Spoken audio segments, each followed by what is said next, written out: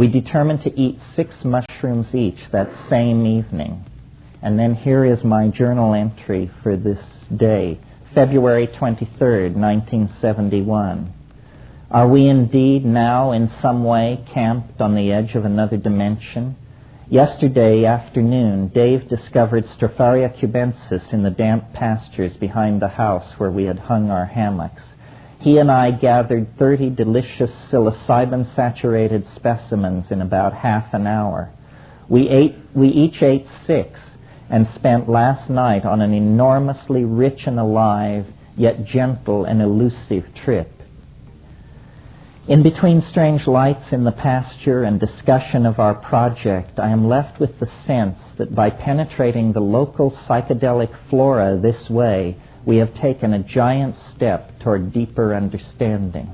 Multifaceted and benevolent, as complex as mescaline, as intense as LSD, the mushroom, as is said of peyote, teaches the right way to live.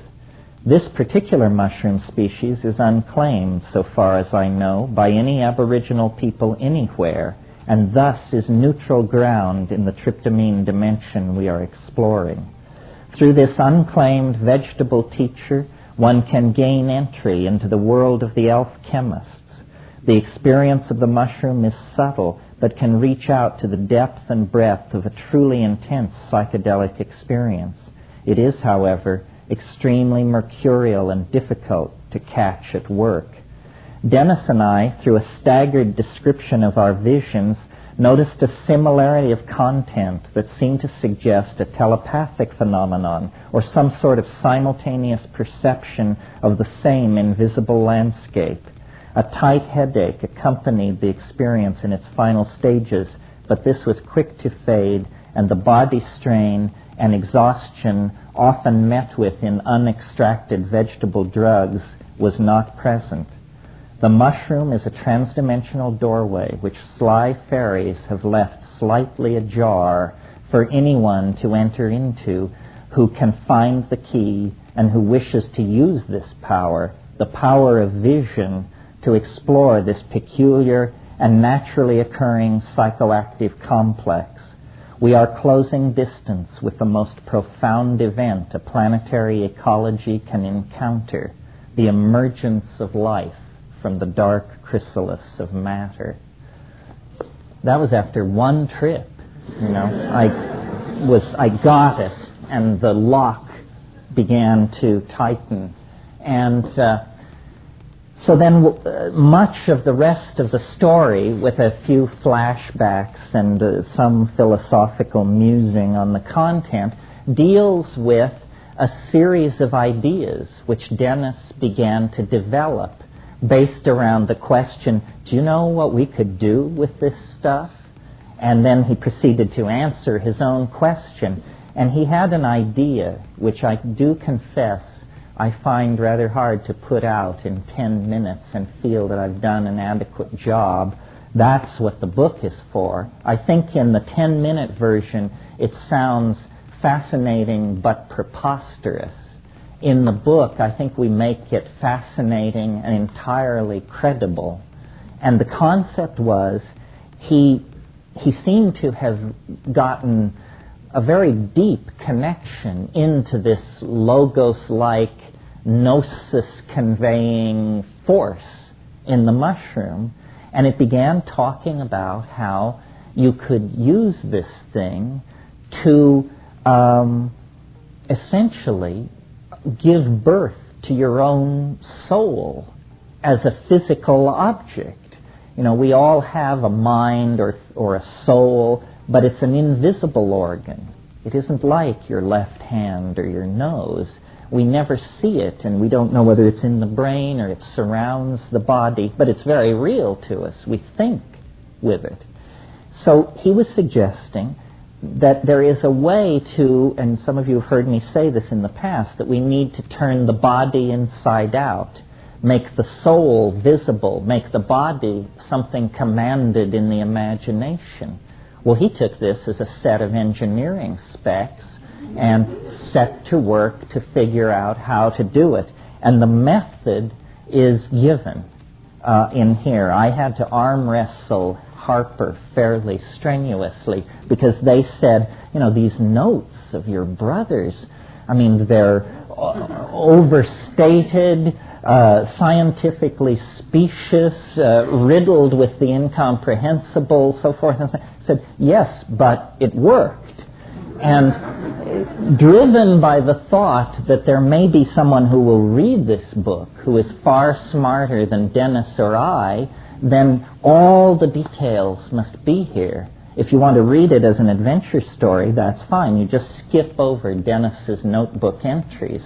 But if you see it as a recipe book, then that's where you want to place your attention.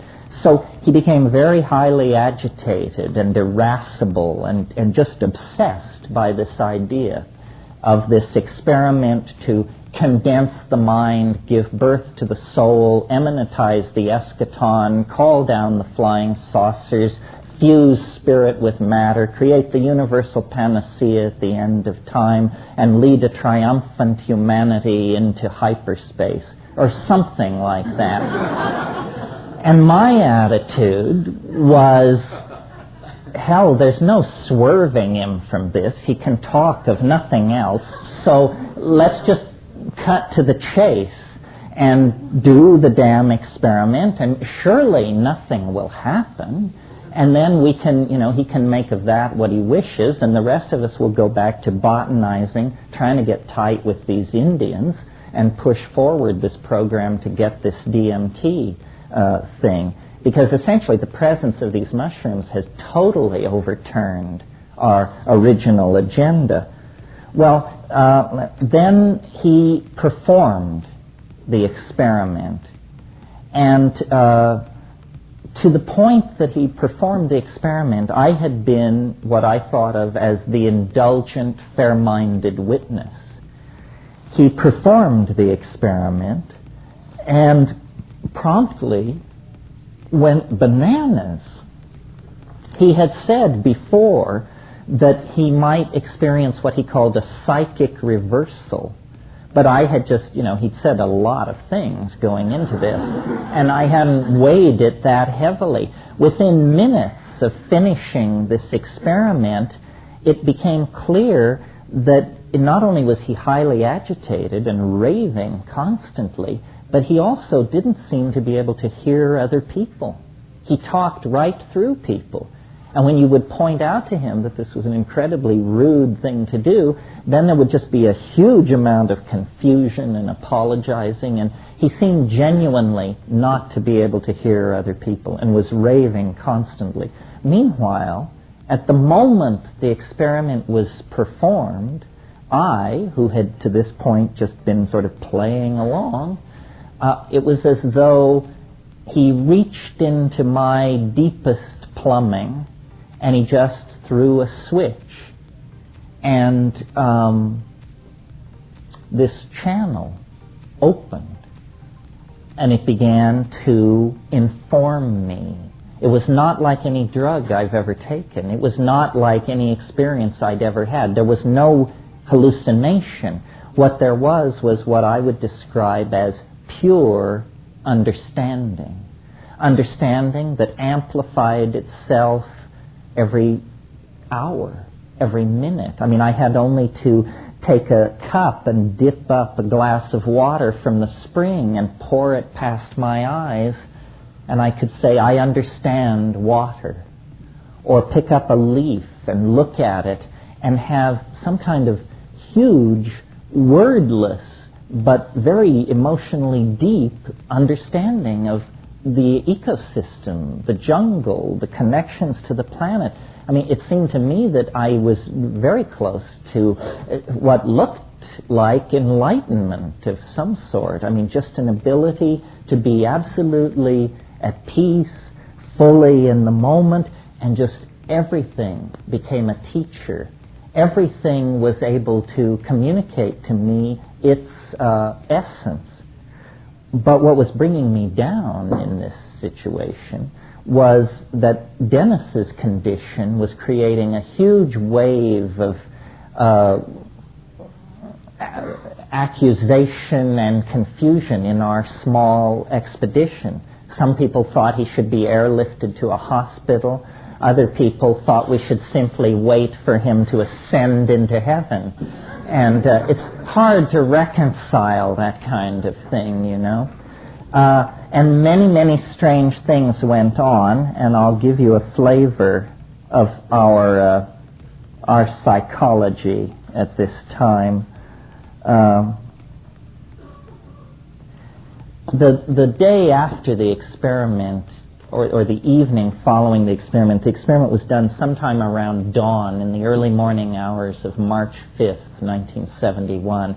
The evening of March 5th, we all hung our hammocks together in this hut, and I got up in the middle of the night to take a leak because of the condensed milk that you have to drink when you're an explorer. And I checked everybody out, and everybody seemed to be sleeping soundly, and then I lay in my hammock a long, long time, and everything seemed peaceful and still. But as breakfast unfolded the following morning, the 6th of March, the morning after this, it became clear that the restful sleep I had imagined we had all shared had been anything but that. From Dennis, still disorganized but expansive, comments emerged that he had, or imagined he had, a very active night. Upon close questioning, it came out that he was completely convinced that sometime during the night he had arisen and dressed, and then had a series of nocturnal adventures. These involved going alone in the darkness to the thundering immensity of the Chorro over a mile away, then returning to climb and spend some time in a large tree near the edge of the mission, then making his way back across the pasture and returning to his hammock strung among all the others. The thought of him wandering around during the night on those trails without his glasses, which he had thrown away in the first minutes after the experiment. He announced that they were no longer necessary and had just flung them away. He also had thrown away all of his clothes and methodically smashed everybody's watch. Without his glasses, falling in and out of shamanic ecstasy, perhaps howling and otherwise paleolithically comporting himself, was too much for me. It was a breach of the collective cool, even though I was 90% certain that it had never really happened. I was determined to eliminate all possibility of such rambles in the future. Dennis's story was the classic description of a shamanic night journey. He said that he had gone to the Chorro and had meditated in the mission cemetery we had visited before. He had begun to return to the camp when he confronted a particularly large enga tree near where the path skirted the edge of the mission. On impulse, he had climbed it, aware as he did that the ascent of the world tree is the central motif of the Siberian shamanic journey. As he climbed the tree, he felt the flickering polarities of many archetypes, and as he reached the highest point in his ascent, something that he called the vortex opened ahead of him, a swirling, enormous doorway into time. He could see the cyclopean megaliths of Stonehenge, and beyond them, revolving at a different speed and at a higher plane, the outlines of the pyramids, gleaming and marble-faceted as they have not been since the days of pharaonic Egypt. And yet further into the turbulent maw of the vortex, he saw mysteries that were ancient long before the advent of man, titanic archetypal forms on worlds unimagined by us, the arcane machineries of sentient agencies that swept through this part of the galaxy when our planet was young and its surface barely cooled. This machinery, these gibbering abysses touched with the cold of interstellar space and aeon-consuming time, rushed down upon him. He fainted, and time, who can say how much, passed him by. So this is the kind of stuff we were dealing with. And my point in writing the book, I mean, there are many stories of people going bananas, and then there are many stories where there's a very radical break